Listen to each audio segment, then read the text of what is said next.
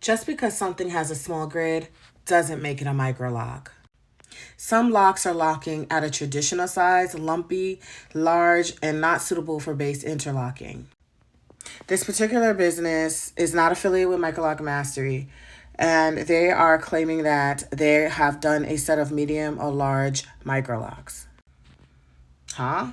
They actually called it micros. Micro what? Here's where it's even more weird.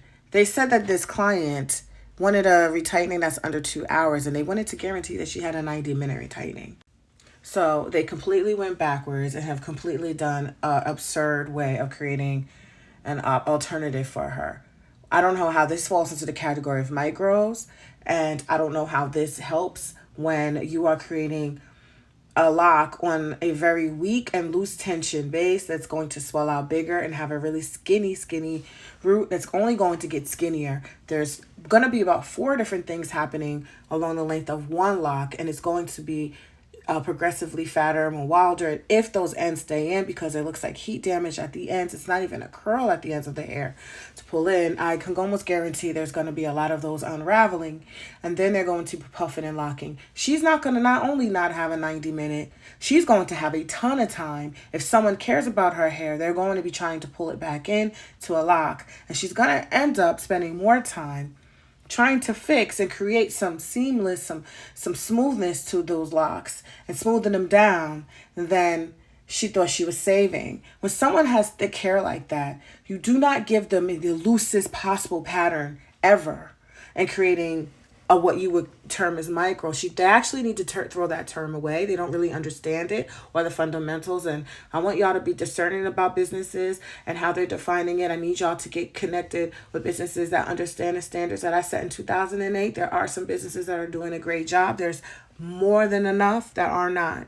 And they're taking your money, and then so what you think you're accomplishing by saving time, you're actually adding more time and headache and trusting an inexperienced person. Because this is not going to give her, if anything, the conversation should have given her one of these 2 options that I think would have been more suitable for her.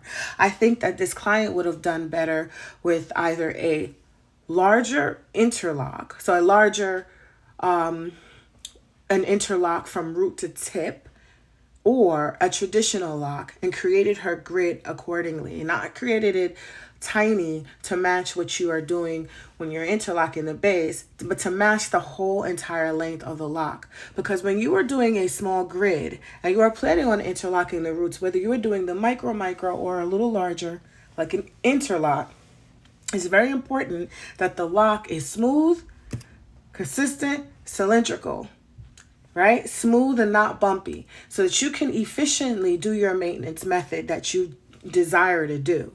You should not choose a maintenance method that is not conducive to what you are laying down as a foundation. It is almost like oil and water, and you're expecting no damage to be done.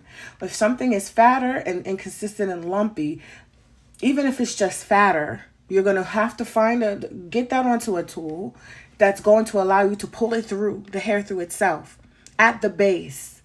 The most vulnerable, loose hair section of the lock, what keeps the whole lock attached to your head. You now want to squeeze something that is too big into that base. That is why I challenge people when they are using the term microlocks. What do you mean? Why is it not more appropriate for you to want to do a palm roll or to do a larger interlock? Why use the term micro? Please don't jump on a bandwagon. Please be careful of businesses that are jumping on a bandwagon to get your money in.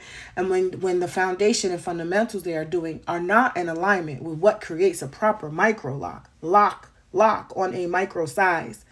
Lock, not twist, not braid, a lock. Locking evenly and consistent so that it can continue in the way that you maintain in the maintenance. Your maintenance ultimately will be your lock.